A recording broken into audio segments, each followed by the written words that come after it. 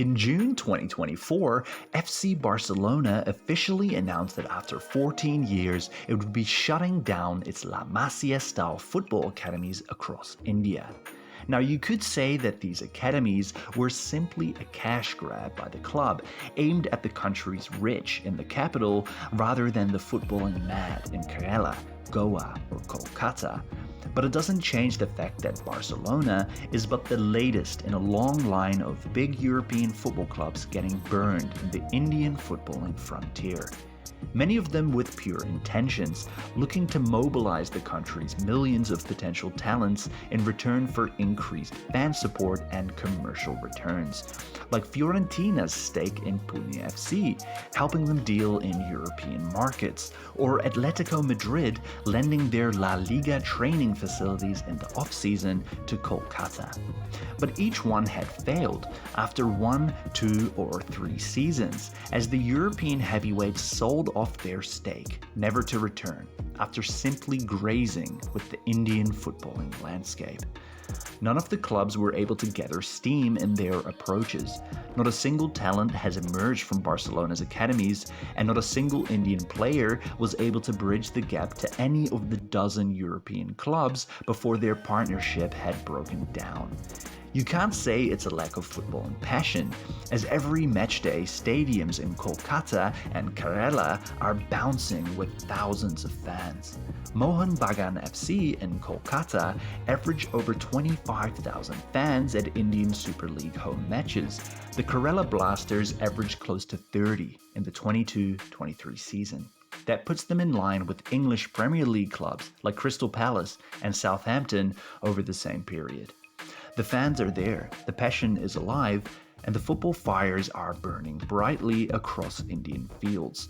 Meanwhile, the men's national team are yet to qualify for a World Cup. In the same way, the billion-plus people giants in China are struggling to make any significant impact on the international stage. With so much untapped talent and thousands of people involved in the development of the game in these regions, why have they become football's dead zones? Football in India spans from the Assam Valley, in the shadow of the Himalayas, to the golden shorelines of the Arabian Sea in Goa. From the Kerala Blasters in the south to Punjab FC in the north. It spans further than you could ever imagine. It's as loud, intense, and passionate as could be. In India, there are over 50,000 registered football clubs and academies. If each of these has just a conservative estimate of 20 players involved, it would mean there are 1 million registered players. That's more than the game's inventors, England, who hold FIFA's official stated record at 800,000. That's also where we hit our first hitch. See, India is such a vast place. It's impossible to tame, to control, to manage. But that hasn't stopped them from trying. Football has been a part of India's history since the 1800s, intertwined with their colonizers, with its development trajectory directly aligned to their struggles with British rule. The British held the reins of football in India and held on to them tightly. The first matches played here were overshadowed by a natives policy, keeping the maximum amount of Indian teams in the top flight to just 2 until the 1920s. Remember that bouncing stadium in Kolkata? Well, they've been bouncing for nearly 100 years now. They won the IFA Shield against a British team in 1911, one of the most momentous achievements for football in the region, but also sports as a whole.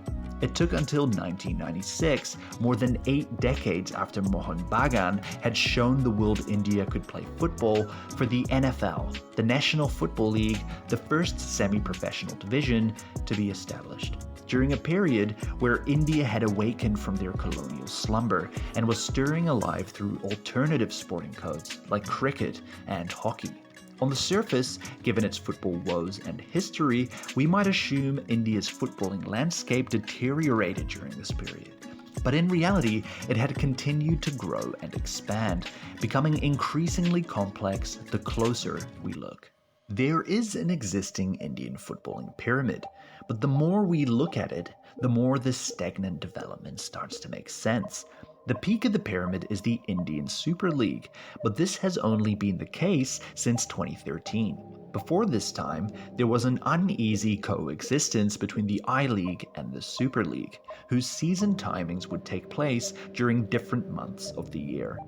Each league was vying to be the top dog of Indian football, but the dwindling crowd numbers and lack of professionalism across the board meant the ISL was the only sustainable commercial path forward.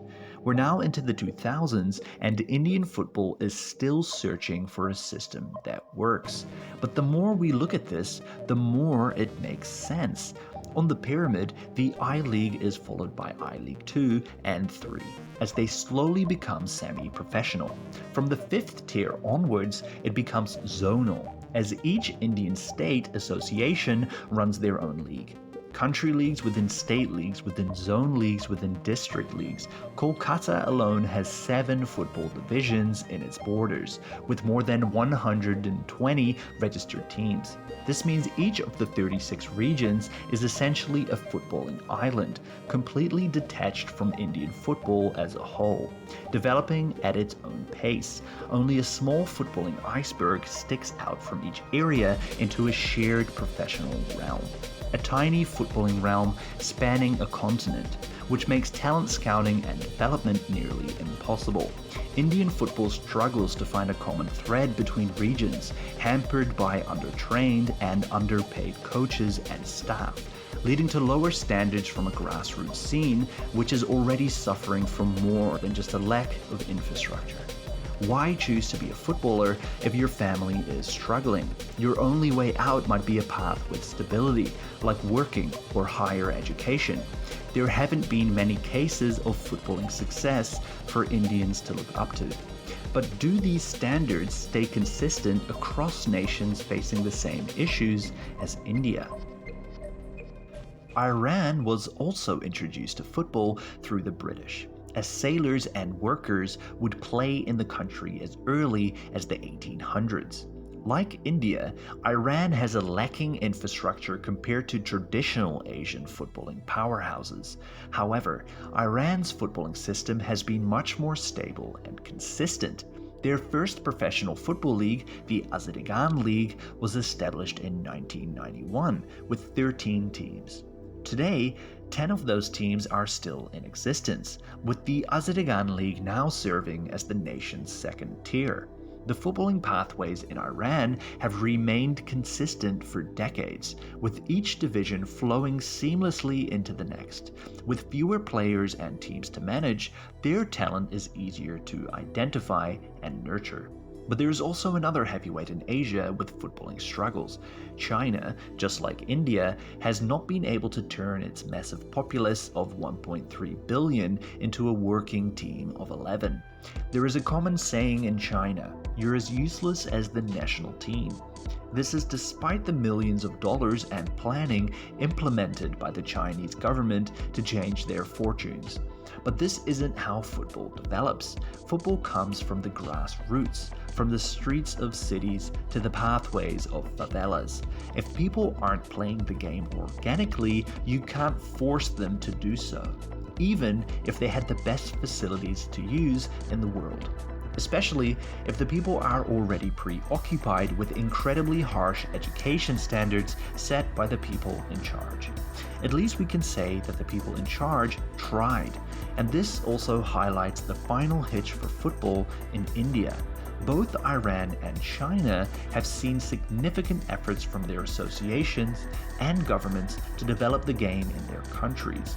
Meanwhile, India's footballing head honchos have landed themselves in hot water and scandals, as politically driven decisions have hampered the development of the game at every turn.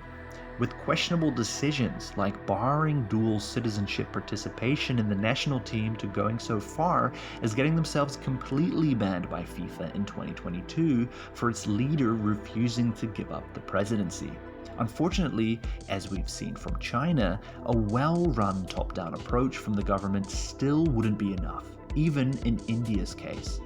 India's footballing dead zone is caused by its segmented structures within a vast and unique football environment, which is hard to unify, tame, or move into a specific direction. Plagued by poor coaching and facilities, but backed by an undying passion from its fans, all the way from the grassroots up to its stadiums. China's dead zone stems from a lack of natural passion for the game. Despite having excellent development tools, they aren't utilized effectively from the grassroots level up. For both India and China, having a billion people to create a football team from is actually hampering their development. It's only made it more difficult to create an effective environment and spark to move a country of billions into a new mindset, away from what they know and what fills their day-to-day currently. Football is an add-on to life, an enjoyable pastime for most that for some can turn into a potential professional career if they're given the right tools at the right times. But in some countries, their football talents will never have the opportunity to take that chance or get the tools to be able to do it. But even in the dark, there is hope. India and China will keep striving with the beautiful game, and one day they will harness their billion-strong populations into a successful football model. I hope you enjoyed this video. I did my best to complete it as fast as possible for you all. I recently started a new job, which has made creating videos a lot more difficult. But I'm still working on content as much as I can, and I've always got a new video on the way. I really appreciate all of you watching. If you enjoyed it, please leave a comment and subscribe for more videos like this. Have a great day, and goodbye.